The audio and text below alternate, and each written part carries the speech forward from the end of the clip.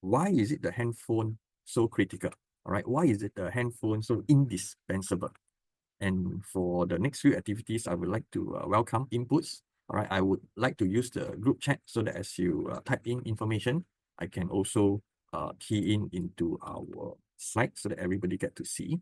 So the first question is, what is what is in our smartphone, right? And today's context, we are seeing a lot of icons to represent some of the functionality. So can anyone tell me what is this? When you see the icon like that, what comes into your mind?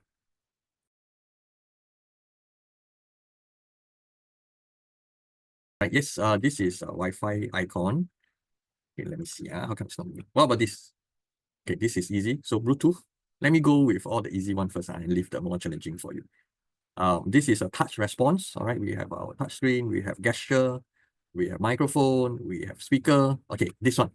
Can anyone tell me what is this? Or what this icon supposed to mean?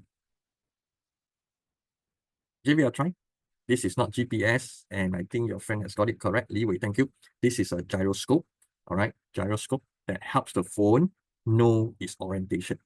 Okay, of course, for motion sensing, other than gyroscope, we have accelerometer and so on. And these few sensors are considered as motion sensor, and it is really helpful, especially some of you may have taken things for granted. When you rotate your phone, why the phone will know that it's in landscape or portrait? These are the sensors or motion sensors required to achieve some of these things. Right, so in your phone, in your smartphone, it is packed with tons of goodies. In terms of category, we have communication modules. We have within the communication modules, it allows you to join the satellite, which is the key functionality, which is your cellular features that we would like to have. Next, your phone definitely will have a Wi-Fi because every time you go home, you will try to connect to your home Wi-Fi to reduce your usage of data plan and so on. Earlier, I talked about Bluetooth, how you use your phone to unlock the bicycle.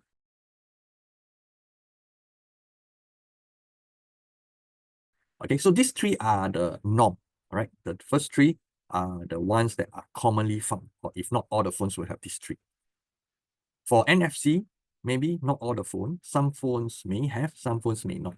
So NFC refers to near field communication.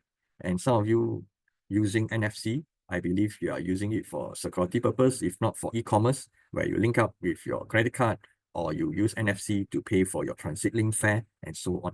All right, so other than what you learn in serial communication, there are some other communication lying around, and this is one of the NFC. But not all phones have this.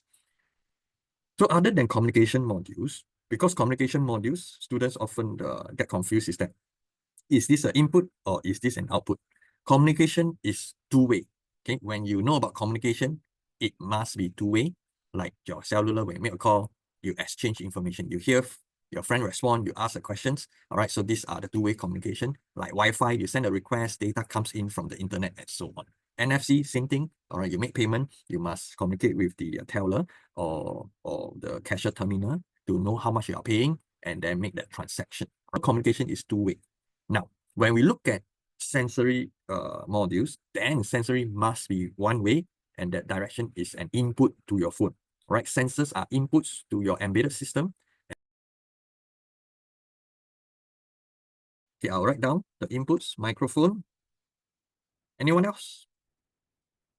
Look at your phone. All right, and pick up what are the sensors. Microphone pick up your voice so that when you speak, that audio signal can be sent through the cellular to your friends or relatives or family. Other than microphone, what else? Cannot be so little. I mean, cannot be this few. There's only one sensor.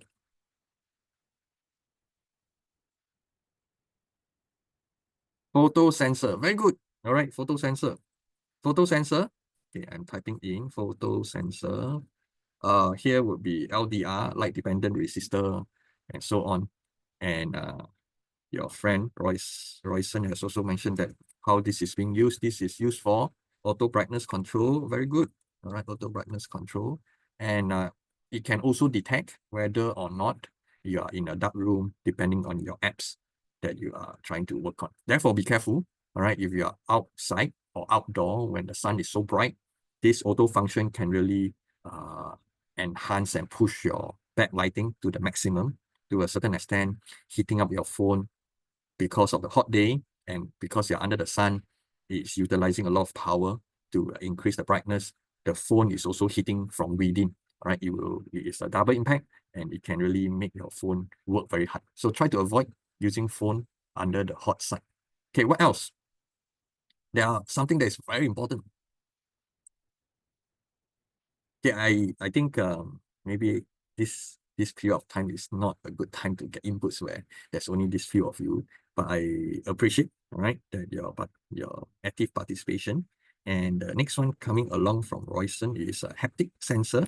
Haptic sensor, it is good, all right, to have, and but the question is, this haptic sensor may not be available in all phones, all right. Certain phones will have, and I don't know whether Royston can actually give an example, because haptic sensor is still very generic. What is the specific sensor that is being used? I think that will be helpful for your friends or for myself to really understand exactly how this haptic is being used. Would you care to share more? All right, while you type it or while you are thinking about how to explain, I want to put in here this, right, touch screen. Because imagine your phone, at least for my phone, it has no more keypad. All right. Some of you say, have what, sir? The keypad is there. When you open up, when you want to type message, the keypad appears. That's from the screen. In order for the screen to know which keypad that I press, it's actually the touch screen that is doing the job. All right. Here, the touch screen allows the phone to know what or which location I've pressed. And in terms of mobile apps development, this is the beauty of it, because it allows you to design almost any kind of interface that you like. You can have a round button, you have a square button, you can let the button change color as being activated or when released, and so on and so forth. Therefore, it is a universal kind of interface if you request for inputs from the user. As long as the user know what to press, your touch sensing can detect which particular location has been pressed. Right? But unfortunately, when I was sharing with my parents on how to use handphone, nowadays, because there's not so much of a gap at the edge of the phone, when my parents hold the phone, their fingers are actually activating all the touch sensor, and sometimes they find that the phone is not responding. And therefore, these are some of the things that is happening around us. And I'm sharing this with you, is that for us, knowing about technology, we will know what are the constraints. And for those who don't, they will find it very challenging to make use of some of these applications. Right. So in view of time, I know that that could be just that many inputs that you have. I'm going to show you, all right, a list of information pertaining to sensors. I'm happy that some of you or earlier discussion has talked about light sensor. There are proximity sensor, right? If you face your phone too near or too far, it is able to detect how far are you away from your phone. Motion sensing, we have talked about earlier on when we talk about the icon, microphone, your friend has picked up. There are cameras. Cameras pick up light information, all right, and then present it as a photos and so on. Some of you have security features like fingerprint sensor. There are other sensors that we are not using, like the battery sensor that measures voltage and current.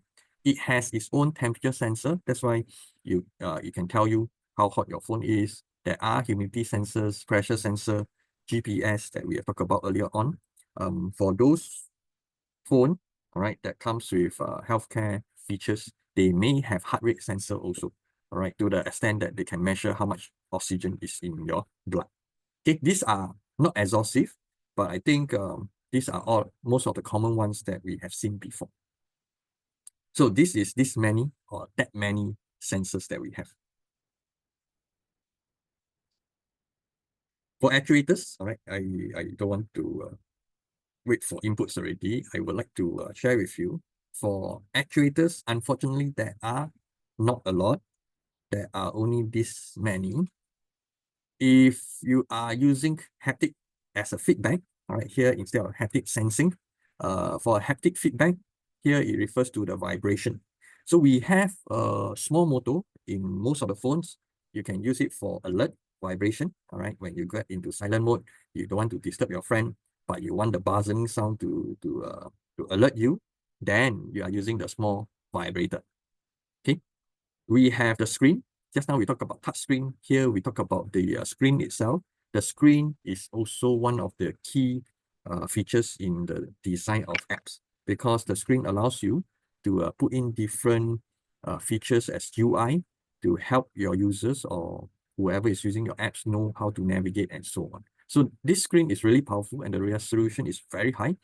In fact, as we have come along today, all our handphone screens are quite high resolution as compared to those earlier days handphone.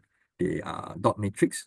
They are using pixel. We can even see the pixel. I remember the time when I play Snake.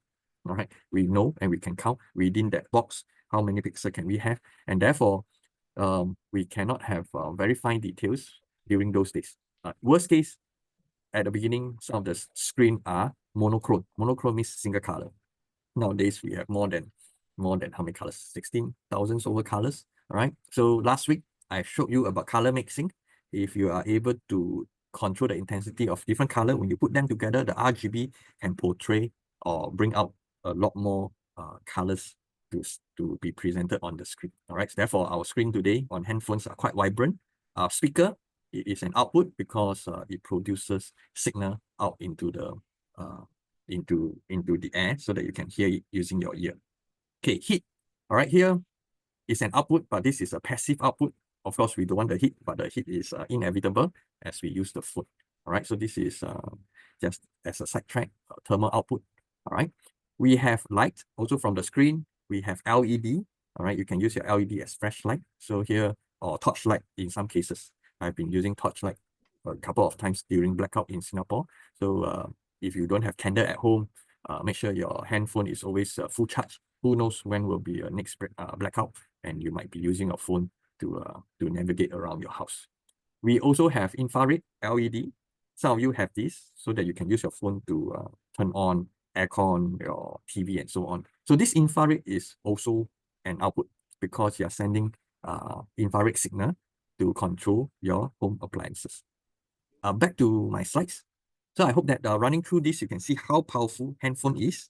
And if you were to look at what we have packed or what companies have packed within the smartphone, I think a few $100s for a phone is really reasonable.